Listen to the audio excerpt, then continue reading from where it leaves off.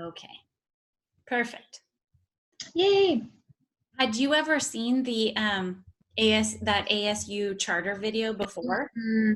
Oh, the video? Yes. I think there was a class that I had that made me watch it in order to like unlock the modules. That's right. That's right. Yeah. It's But so other than good. that, no. No, but it is, I really like the way that they spoke in it. In fact, I wrote down some key lines that I thought were really fantastic. The first one being to educate across the spectrums of society. I loved that. Yeah.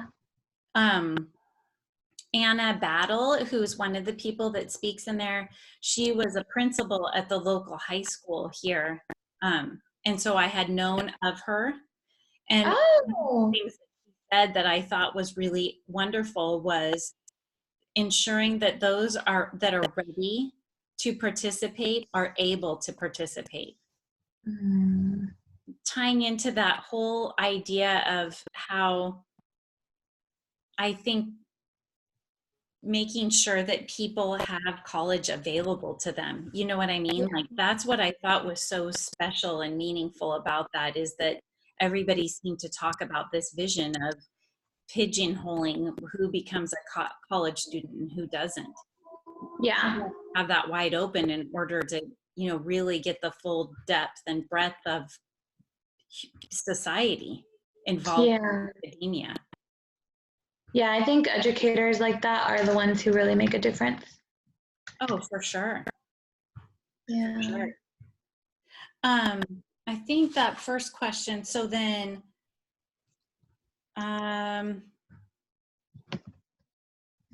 after reviewing this, watch the video, think about the unifying visions that accompany it. In your team meeting, comment on some aspects of the visions that relate to our readings. And relate all of this to your own dreams and aspirations regarding ASU. Oh. Our dreams. I know. I would really like to get my master's, and I never thought that I would do that. Oh, really? Yeah, never. I just was like, I got to get a bachelor's degree because I need that. It's holding me back, and now I'm like, no way. I love being a student. Like I am addicted. Yeah.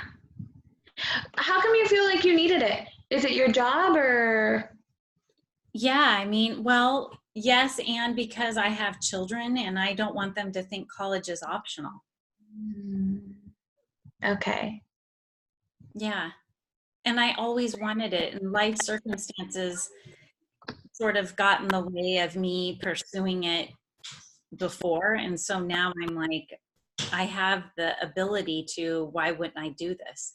Especially Yeah. to show my own children that this is what you can benefit from. And I think it's also, I don't know, it's so important, I think, that you're doing it now because your kids can hear about you talk about, oh, college and I struggled and, I graduated, but they're watching it happen. So they're noticing all the things that you do as a mom and in your personal life, plus school, and you're doing it. So they're going to be like, I can do it too, as opposed to just like hearing your stories about it. Had you done it previous to your kids? Yes. So, wow. Graduated from college. And so for me, this was a big deal too. And my sister Yeah. made a pact of, okay, we're doing this. Oh, And so they're in school too? no, my parents aren't, but my sister's a college student now too. Oh, are you going to graduate around the same time? She already graduated, and, Okay. and no, so we're not going to graduate at the same time, but it's like thrilling from the respect that we both did it ourselves. Yeah. Yeah. Oh, that's awesome. Yeah, it's cool. Do you want to get your master's? I do. So I want to do it back to back. Just because right now the job that I have is paying for it. So I really want to take advantage of it. And so I work for an electric company, SRP. I don't know if you have Yeah, I have. SRP. Yep. Okay. So I work for them and I currently work in the solar department, and everyone is so, I don't know, like you don't meet people there that don't have their degree. So it's even more motivating for me to be like, yeah, I want to be like them. I want to have it. So I don't know. I think it might be like a pressure in a way from my job, but at the same time, like I don't know, I want to graduate and I want to like do all of those cool things and the photo shoot and like my parents throw me a party. Like I want that. That's fair. That's good enough reason. Yeah, so we'll see. I think a master's program is really expensive, so I'm like, oh, but we'll see. Well, and if work will, I mean, that's what's neat is I really look at organizations, businesses that pay for their employees to go to school. I mean, that to me is creating a vision in itself, right? Of what they want, Yeah. moving a vision forward for having people being able to really understand and know their craft. Yeah. Yeah, that's true. Yeah, because everyone, you have to work hard to like make it there. And you want people that are willing to work hard. Yes. Very true. And that's And going to be, that's what Starbucks does for their people. it's incredible. Yeah. I also Aw. think that it's so smart from the respect that when you give people a vision for themselves as an organization, you get to reap the benefits of them looking beyond what they think they can do Yes. because they want, they perceive somebody else has. Yeah. Yeah, that's true. I mean, hopefully, are you wanting to pursue it in the same organizational leadership? Yeah. Yeah. Yeah. I wonder how that would go. I know. I wonder too. And, for me, my long-term goal is I would really like to work for an international NGO, a nonprofit. I mean, I want to the UN or, like something that has a global impact. And so I Yeah. think for me, in order to get in those positions, you have to be, again, really skilled and good at your craft, whatever. Right. Yeah, and I feel like this major is very well rounded because it teaches you about public speaking, but it also teaches you how to write. So I feel like it encompasses, all of that, and you can really, really, really develop it. Yeah. And it teaches you about yourself, but it teaches you about other people. So I think it's at first I was like, like it just seems like another, what is it, like interdisciplinary studies major, and like I want something more specific. But the more that I'm like taking these classes, I'm like, this is very, very well rounded. I feel like it's very useful. It totally is. I have Yeah. met with my academic advisor, and he's like, "Did you just pick this degree because it was short and easy?" And I was like, Yeah. um, "Okay, is it? Is it short and easy? Because I don't find that it's those things." You know, I I said to him, I said, I don't know if you've really had a chance to look at the entire course um, path, but these are real business, real world classes, courses, Yeah. subjects. I mean, I was like, I don't know what you mean by easy. Like I feel like this encompasses all of those things that me as a person who has been in her career for over 20 years, these are all those things that you use. They're all the subjects that you'll use. Right. Yeah, that's true. I do feel like it's a little outdated sometimes. um I took a class last semester and I can't remember which one it was. I think it wasn't, it was like 350 something. Mhm. And it was about virtual meetings. And I'm like, it was a cool course, but I felt like it was very outdated because virtual meetings are all I have. Like that's what I do every day. So I kind of felt like the information that I was given in that course, I'm experiencing it. So it was kind of something that I thought could be a little updated.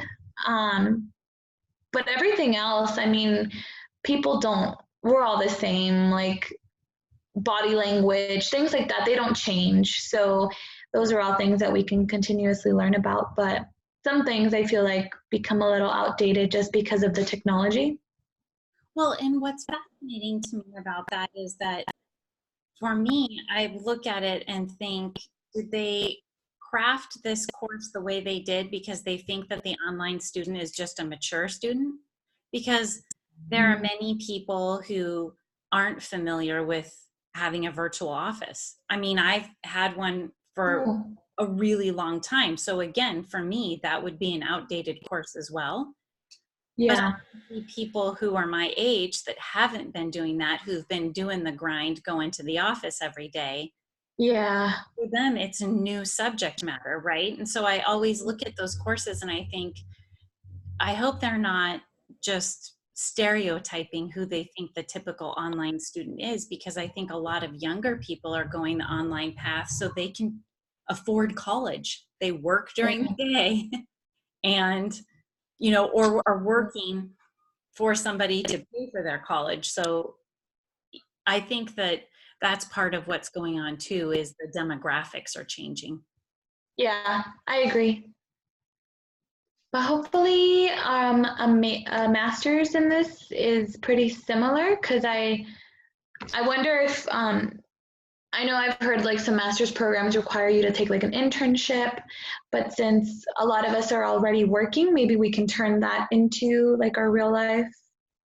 You should definitely look at the master's program for organizational leadership because it does address that. Oh, does it? Mhm. Yeah. Okay. Yeah. And I think that so much of those components are negotiable. Maybe that's not the right word, but I think they can be manipulated because they want the students to succeed. Right. Yeah, yeah, that's true. So a lot of times what I'm finding is having, you know, just asking the professor anything. A lot of times I'm getting what I want by just simply asking instead of, you know, just taking the information that I get through the web at face value. I'm like, well, what if I, you know, could I just change this or do that? Yeah. It works. Yeah, it does. It does. Okay, so the leadership challenge questions are: what visions do you have for your future, personally and professionally, in 1 year from now and 5 years from now? Oh my gosh. So, Personally and professionally? yes, I mean, Hmm. that was good for me to really think about because I'm like, I can't think past this week. Like, Same. right? Yeah. And I mean, it's not as if I don't have like goals and a hope for myself. And so then I Yeah. was like, okay, so how do I take that from the, you know, 1,000-foot view and try to say everything that I hope and see and vision for myself and Yeah. try to get to minuscule. Yeah, especially 1 year. That's really not that long. It's not that long. No. I'm here to tell you right now, 5 years isn't that long. You know, like 5 years is not a long period of time, but what's fascinating about it is that when I started thinking about vision and how I want to speak to myself about my visions, I think that's the part that I found so fascinating. And when I tied it back to what we're reading, is how do you encourage the people around you to look that far out in the future and give them a shared vision? Like that as a Yeah. leader is really challenging because I don't think people right now are doing that. for themselves. So how could they do Yeah. it for the place they work? Yeah, that's true. Have you ever made a vision board? I haven't. Have you? No, but I like watching this like makeover show. I don't know if you've heard of it, but it's called Queer Eye. Yes, I have heard of it. Okay. So they do makeovers and one of the guys had like a vision board and it was like the littlest things like dress colorful and it was like these little tiny changes and I'm like that is so it's just a constant reminder. And all he had was like a whiteboard. That I think is what is so incredible is that we're reading about how important this is to create, Yeah. right? To build this shared Yeah. vision. And I think sometimes maybe it is that we complicate it. Maybe it is that, We you know, do. you put up a whiteboard that has a picture on it of, whatever you want and just Yeah.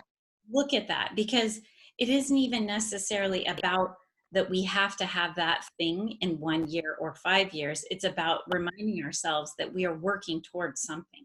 Yeah. And it's like maybe less pressure, like one day at a time kind of thing. So it doesn't put you on this strict like deadline because you continuously work at it. Yes. So maybe we should make one. I was thinking that might be kind of cool. Yeah. And then, show it at our, so I have this client right now that they want to be a big nonprofit and they want to raise funds and they had a little fundraiser and it didn't bring in very much money and we were reviewing everything and I said, okay, how about next year we triple this number? And they're like, we could never do that. And I said, why can't you do that? And they're like, well, how are we going to do that? And I'm like, well, you have to start with we could do that. Yeah. Your mindset. Just say we could do that. And then Yeah. work backwards, okay, this is what we did to get to this point. How do we triple our efforts? Where is it that we could streamline? Where is it that we could be more effective? What kind of messaging do we need to say in order to better facilitate what our goal is so that more people understand what the big goal is? Right. In fundraising, we use that thermometer so much, right? You Mm-hmm. color in the little spot to show everybody how you're moving up the thermometer. It is incredible to me. I've run a bunch of different experiments where, like, I'll go 2 weeks without putting anything on there. And even though we're getting donations, I just won't update it. And people will literally stop giving. And then I'll go and I'll update the past 2 weeks or whatever it is and show a big growth. It makes people donate.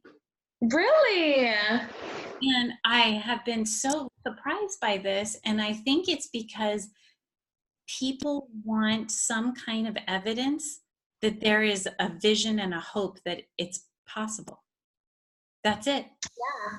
They aren't going to give unless they believe that you guys are going to make the goal. And this has happened to me over and over again. And this last campaign I did for a school, I didn't I didn't show anything on the thermometer. I didn't update it at all for a month. And we needed $12,000 more dollars. I had Wow.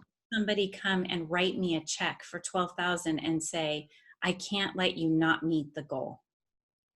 Oh. So then what happened is I got that 12,000, but I had already banked 30. So then we passed the goal. And when we Yeah. passed the goal, people gave again. So we Oh. passed the goal. And so what really became clear to me was that everybody just wants to know that it's possible because Mhm. otherwise it just feels like a crapshoot and I don't want to, waste my money, which I'm always like, you're giving to a nonprofit. I don't really know how you think that's wasteful. Yeah. Okay, but whatever. But I think this is the whole concept of building the vision. Yeah. Yeah, it definitely is. I feel like everyone wants to feel like they're contributing to something. that they believe is possible. Yeah. You know, when you Yeah, because if you see something isn't gonna make it, it's like, oh, why am I gonna help? Yeah. why? So Yeah. as long as you believe and you can have this vision that something's possible, then you want to be a part of it. Yeah. I never thought about that. I guess it's true. Like I would be motivated by seeing them be this close and I'd be like, hell yeah, I'm gonna try to get them to that point.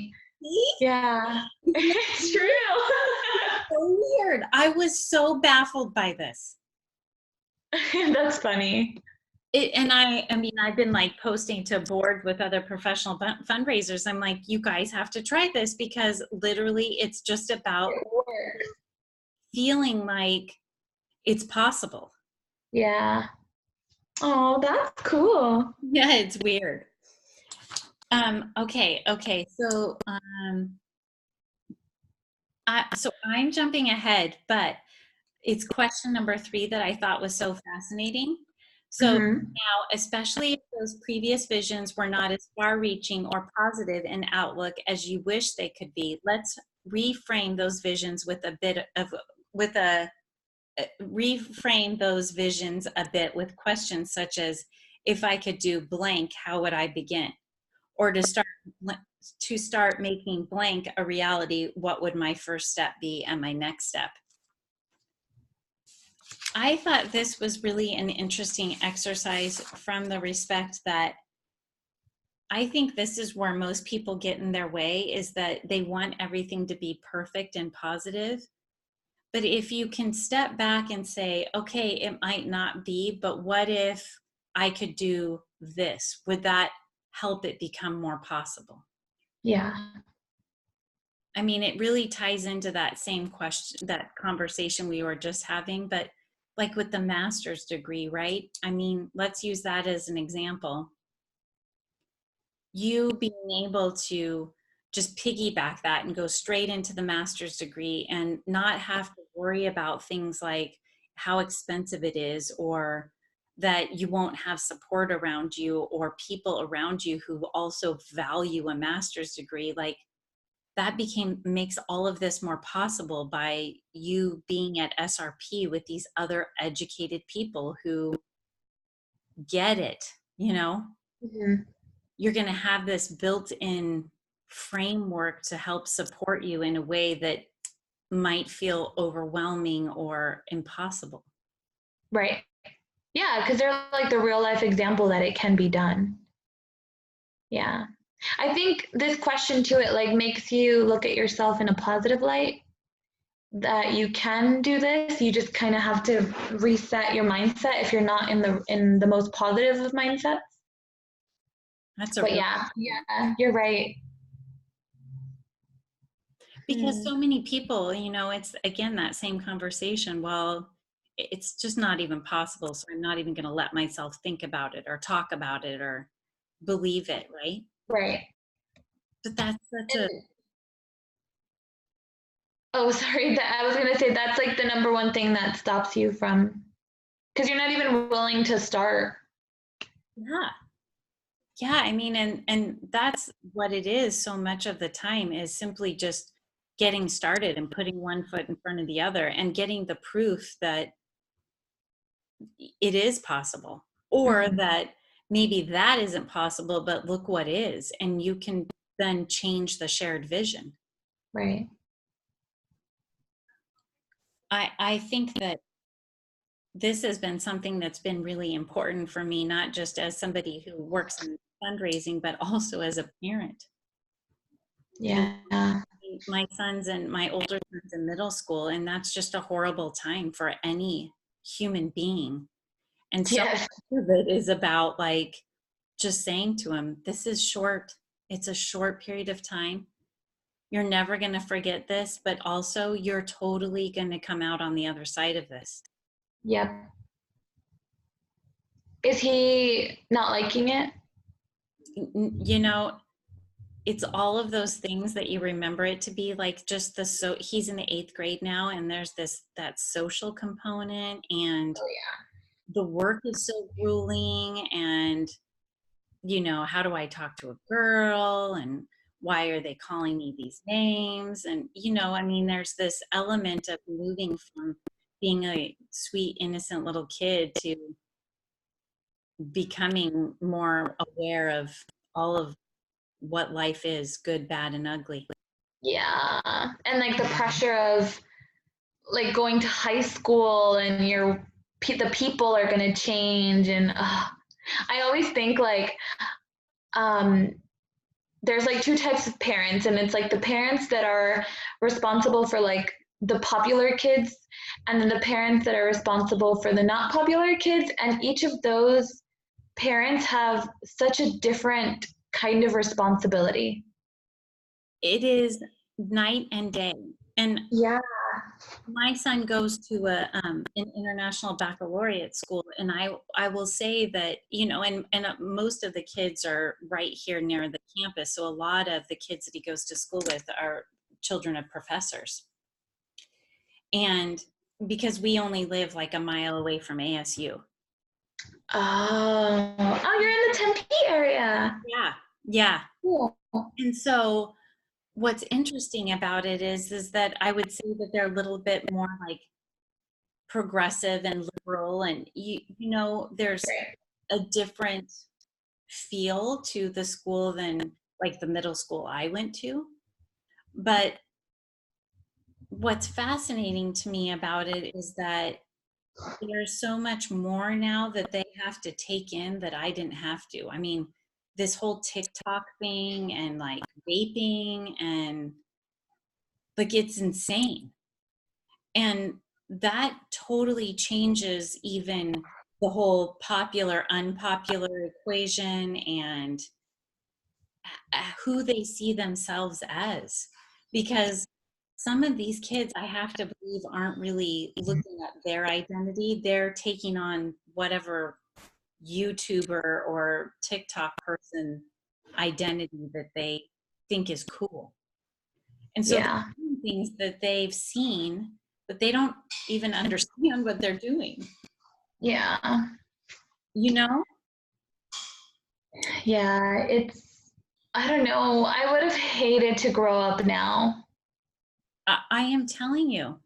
And sometimes sort of circling back, this is always where I look at the online schooling and these conversations about what kind of student is an online student, because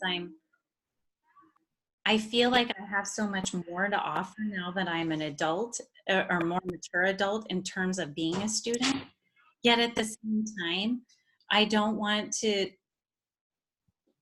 I don't want to think about the things I'm missing because I'm not your age. Yeah. Yeah, I agree. Yeah. Like a sorority, I'll never know anything about that.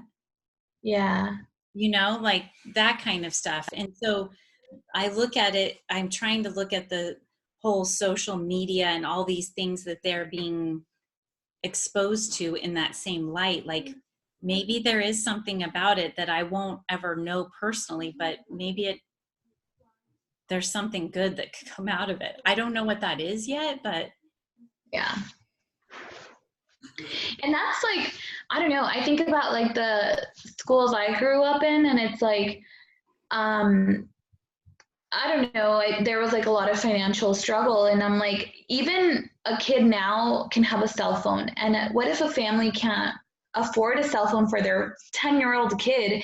That kid automatically becomes like bottom of the food chain, and it's like I don't remember having those problems. Like back then, it was like you can't throw a football right, and that's why you got made fun of. But now it's like money and the clothes that you wear, and are your Instagram pictures cute? Like it's those kind of things that make or break you in school. I can't even imagine. and I definitely think that there's a shift happening with people like Greta Thunberg, the climate activist. Mm-hmm. I think because she is providing a vision for young people about looking at what's important, I think that's going to start to sort of shift some of this. But again, it's about the parents exposing their children to this information and the schools exposing their children or the students Yeah. to this, so that they know that there's more than the YouTuber making millions because she's an influencer. You know what I mean? Like there's people that are traveling the world to save the climate, to save the earth. Yeah. Um, But I feel like yesterday there's this YouTuber that I really, really like, and I was watching her, and like the first thing she said was like, I got a job at 15 because school's not for me. And I'm like, don't tell them that. Like, you, that's the opposite of the message you should be wanting to spread, because you're telling them that it's okay if you feel like school's not for you, you don't have to go. When we have parents that are busting their butts every day trying to get you to college, like I don't know. I think, be, I mean, influencers and all of those, even like video game people, like they have it. Yes, they work hard, they make their videos and whatever, but a lot of them didn't go to school. And they're making these young kids think that every single one of them is going to be a YouTuber one day and they don't have to focus in school. And that's really not where those kids should be. They no, shouldn't think that. And I think as a parent, you have to understand like both sides of the story to be able to tell them in the right words what it is and what it's not. So I don't know. I don't want to be a parent yet. I no, don't know. I mean, because it is, you know, it is so much more than trying to help them see beyond where they're at and trying to create this vision of what they'll be able to have if they do, you know, if they do these certain steps in their life. Yeah. Because there is so much outside influence. I mean, even I don't know if you had a chance to watch those videos yet where they were talking about the way that we teach history and like Christopher Columbus, the story of Christopher Columbus. Mm-hmm. um, I feel like the hardest part for me as a parent, and maybe this is true in my professional life as well, is that the way that things are marketed and packaged and displayed is not the reality of it. Christopher Columbus is held in such a high regard and he's such a hero, but like he slaughtered Native American people. I mean, he's a murderer. Like, Yeah. you know, Andrew Jackson has a place on our money and we hold him as a hero, but he's responsible for the Trail of Tears. Like, the thing is that we have to tell the truth about who these people are and what they actually did, so that it helps whomever is looking at them as a hero or a visionary in the real life that they are in. Like, you have to do these horrible things to get that, Yes. you know, that's Yeah. not what you want. And so Yeah. I think that that's the other big part of this is the vision has to be authentic. It has to be for the greater good of as many as possible. Mm-hmm. Like, that's what I appreciate about leadership, studying leadership, is that if you keep that main premise about it has to be for the greater good for as many as possible, it makes all of the lessons and work and objectives we're trying to meet so much more important and valuable to us as humans, Mm-hmm. just to get a bachelor's degree. Yeah. Yeah, because it is development as a human too. Yeah, which I had commented about, you know, ASU's tagline, which is learn to thrive, right? Yeah, learn to thrive. Like, that in itself is so important for people to recognize that you are doing this learning in order to thrive in your life. That's what I think is I've been really trying to promote with my son is this is lame and it's hard and sometimes super sucks, but what it does for you in the long term is irreplaceable. Like, you have to do this to do that. Yeah. Yeah. Okay, so did you, here's the next one that I thought was so great. If it helps, reframe question number 4 in this way, though I apologize if this scares anyone. What do you want written on your obituary? Oh, that is weird. That's so sad. I've never actually thought about this. I think I definitely would want it to speak more of me though as like a person as opposed to my accomplishments. Because that's how I remember people, I guess. I don't remember them for like the degrees they got. I remember them for like memories that we shared or maybe just the kind of person they presented themselves to be and things like that. So definitely more of like she was happy or things like that as opposed to like she's a graduate of ASU and I don't know. Okay, so I have to tell you this because I think this is so interesting. So Okay. I'm also an Austrian citizen, and in Austria, your obituary, your headstone, everything is about, like, headstones will literally say professor at technical university or doctor, or it shows your profession on your tombstone, on your headstone. Oh my gosh. And I would, education there is very valued, though. I mean, everybody goes to college. Like, there's no question. You go to college or a technical school, it's all paid for. Mm-hmm. It's very different in that way. But I was thinking about how, culturally speaking, for us in America, that is totally bizarre, right? Right. Because Yeah. because we want, most people will say they want it to be about their personal contributions to the world. Yeah. But what I'm curious about is, I don't feel like that's how we live our lives. I feel like we live our lives working towards our career. It's true. And so, with that, how do you create that vision for yourself to make your career something that is just sort of complementing who you want to be? Yeah.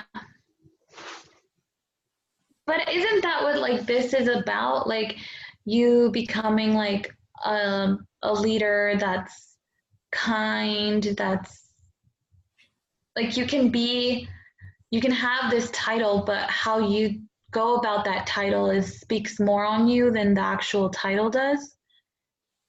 Yes, I mean, or how do you take that title and use it to leverage the greater vision, which is that like I specifically said that what I would like my obituary to read is that I was a loving, kind, and giving person dedicated to giving people the opportunity to grow to their greatest potential. Because for me, what that means is that I'm doing something that's always helping another grow to their greatest potential. Mm-hmm. And I want my career and my professional life to be reflective of that in whatever capacity I can make that happen. Right. But the first things I want people to remember about me is that I was kind and loving and giving, and those personal attributes, just like you talked about. Yeah. Yeah, I think that I mean, would you still want it to say like if you were a professor or anything, would you still want it to say that? I don't know. I know, because then it kind of makes you sound like, I don't know, but then you should be proud. But that's just in our society. Don't forget, there's a society out there, right? That's true. Where you would never not put that down because that's what you've worked towards. Right. Right. And you should be proud of that, you know? Yeah, you're right. This is hard. It's hard. Yeah, it is hard because I think we're in a society where we wouldn't want to be seen as like cocky or because I am a professor, but then you did work for that, and other people don't work for that. And that's the thing, is that their whole culture is about you wanting you to be that, whatever that thing is. You want to be a professor, you want to be a doctor. But I mean, there are people that will say plumber, and that is a very noble job. You go to school, you don't just, get paid $14 an hour to do that job. You go to school to learn how to do it in as a craft. And the thing is that there's this part of me that thinks that I love it because there's a honesty about it. Yeah, They want their whole society to be built on what did you do to contribute. that's true. That's very true. I think our culture makes it sound like it's an arrogant thing, and there's one reason I believe that's why. And it's because education is not accessible and available to everyone Yeah, and you see it more as like a privilege rather than the way it. a right. Yeah. And think about it. If everybody you knew went straight from high school to college, it would be different. You wouldn't mind getting together and, you know, showing off your Mercedes because you're a doctor, or bragging to everyone about how are now this muckety muck at some corporation. You know what I mean? Like, here we always start a conversation with, well, what do you do for a living? But the truth of the matter is, I'm going to share with you that I would constantly get embarrassed when people say, so where did you graduate from? Because I'm surrounded by all these people who graduated college and I didn't. Yeah. But you will. And the thing is that, I think it's really important for us to recognize that in order to build vision, it's about framing it in a way that makes people believe something for themselves that they literally have not believed or thought until Yeah. you brought it to them. Yeah. That's true. I feel like at my job we have like these mixers, and so it's like call center people and it's like the engineers of the company. And they do those mixers to show that we're all just people, you know? Oh, And I really love that they do that. And I don't know. I hate people that are like, oh yeah, I work for the company, but I make sure that I greet the people that clean the office. I'm like, why do you have to like make that a statement? Like you should greet the person who cleans the office. Like, I yeah, don't know, like it doesn't make you any better no. than the person. You don't know if that's their nighttime job, or you don't know who they are the rest of the 24 hours of the day. Like, And it doesn't even matter who they are. They're a human. yeah. It's And I hear that a lot. Like, oh, I went on a first date, and that was one of the things he said. He was like, I work at this office, but I'm the kind of guy that like even says hello to like the cleaning ladies that are there at night. And I'm like, dude, why do you feel the need to say that? It doesn't make you any better yeah. than anybody, you know? Get your Boy Scout badge out for you. Congrats. Right? You know what I mean? That Yeah. that's the difference about how, again, you manipulate these ideas of what we think we're supposed to be or do. Yeah. I mean, That's that, so sad. well, and the thing is that I never want to sit there and, say to the engineer, it isn't it isn't worth it, all the education you got, or it, you know, it doesn't give you some kind of an angle. You should definitely be proud of it. But there Right. are plenty of people that are not going to have the same opportunities as you and could totally do what you do. Yeah. It's about the opportunities. And, you know, I think I've touched on this before, but this is a conversation I have a lot with people of recognizing the difference between equality and equity. Yeah, you brought that up. So that's that little drawing that's like Yes. the ladder and then they put like more blocks. Okay, because we had a discussion about privilege in one of my other classes Mhm. and they brought that up and we were just like talking and everyone was just kind of giving their opinion and I was so stuck. I was like, I don't know. Like I could see the benefits of both and I don't know what the right answer is here. So I would really love to hear what you think. Well, and I think the most important, for me, the most important point of that conversation between equity and equality is to understand that there will never be any such thing as equality unless everybody has a seat at the table. And that's what equity is. So, for example, you know, let's just use your work as an example. If you had to, if they believed in education and they really want to promote education, but they're only going to let 10 people get their degrees and the rest of them are, you know, it's either up to them or it's just never going to happen, they take away the equity of what they're trying to bring, which is more educated employees who have a greater vested interest in the company and are willing to give more. So that drawing shows you there's somebody that's tall that can see over the fence. Yes. There's somebody that's short that can't see and needs two boxes to just be able to see over the fence. And there's somebody that just needs one box. The thing is that if you don't make sure that you have that foundation of whatever you need in order to see over the fence, then it's never going to be equitable because not everybody has the opportunity to see. So they're not, so equality is one box each. And Correct. then equity is giving you the boxes that you need to get you to that same level, I guess. That's right. Because I've seen it in like animals too, where they're like trying to reach an apple and like the giraffe is like tall and Can reach it.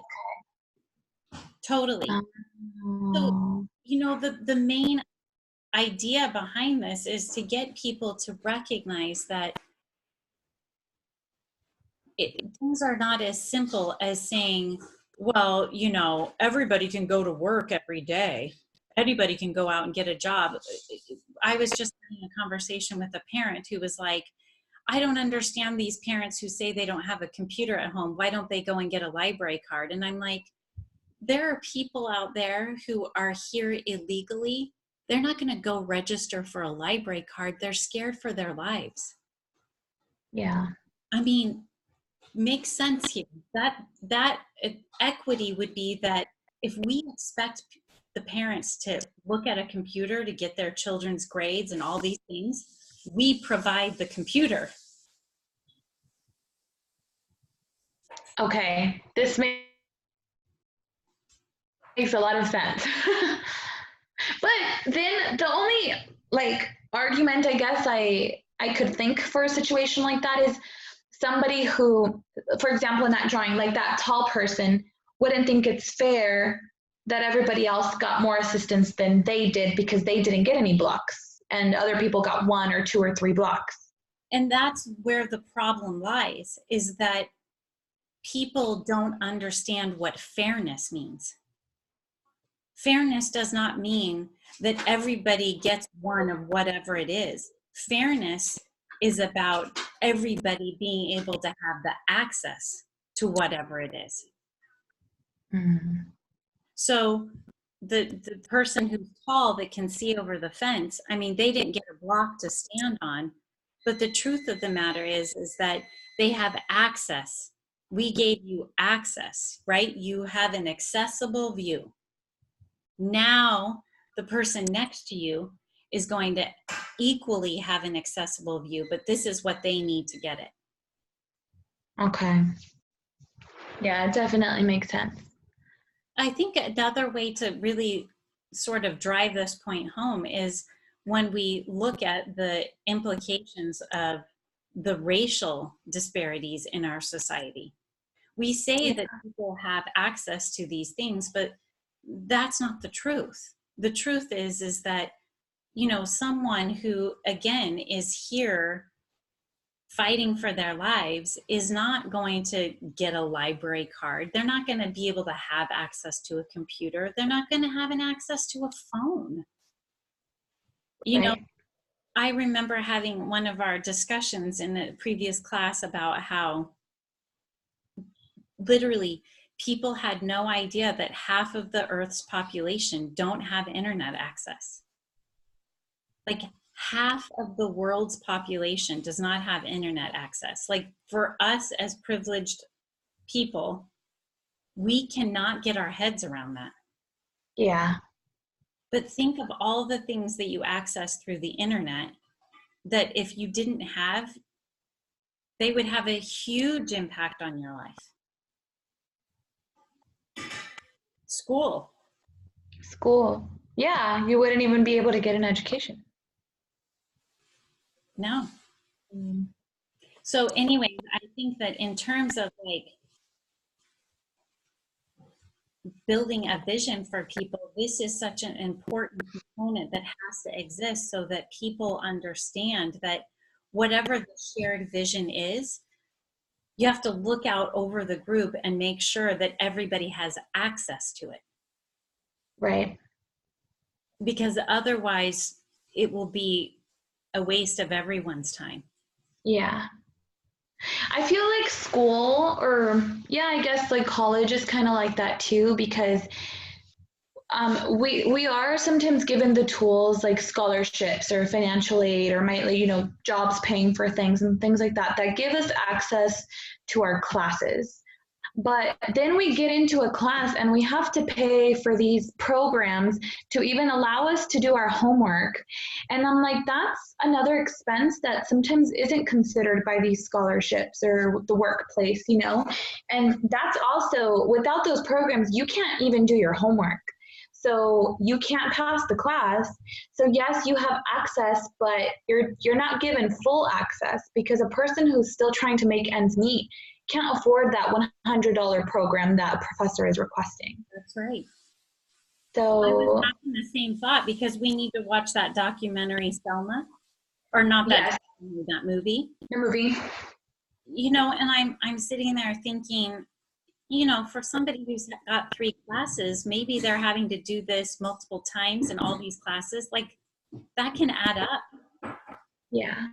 And you're right. And that's where I think the real problem lies in creating vision is that the people that are trying to promote the vision, create it, move it forward, can lose sight of, does everybody have access? Right. And I guess that's where equity comes in. Every single time. If something is not based on equity, it will not succeed at the level that it could. Yeah, I agree. My gosh, I love these conversations. Right? Yeah. And you're so like open. You're so educated. I'm like, oh my God. I like, yeah, I wrote about that in my what is it, like discussion or like the reply to these videos. I'm like, oh my God, I feel like every time I leave these meetings, I'm like mind blown. I'm like, oh my God, I've learned so much.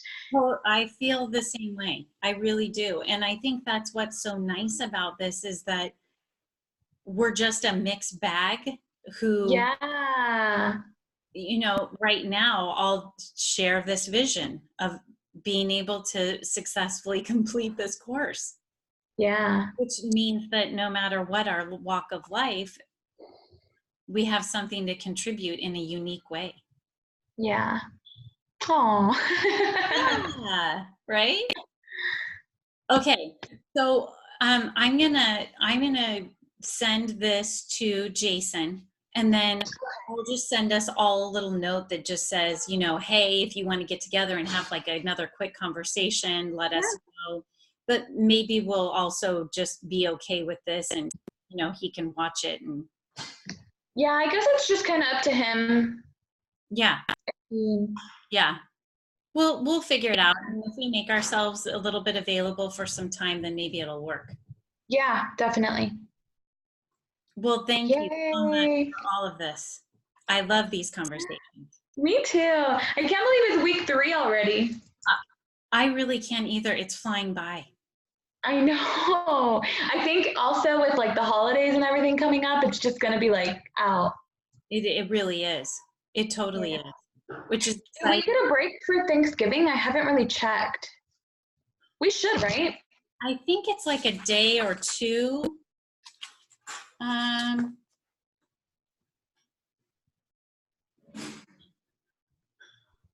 I think so. I think there's like a day or two off, Okay. like nothing due, sort of in that way. So we'll probably just meet. Maybe do it Um, on Wednesday, the Wednesday before Thanksgiving. yeah. Okay, when I send out the message for tonight, I'll include that in there. Yeah, just so we can like put that in our calendar. Yeah, yeah, because it will get, crazy. And if you guys are doing travel or anything around then, or have plans on that Wednesday night, we can totally play with We it. can do early. Yeah, Yeah, that's true. Or even if we can meet in the morning or something. totally, Or totally. yay, I'm excited. Crazy for Jason, Starbucks, I gotta believe, is probably gonna be bananas.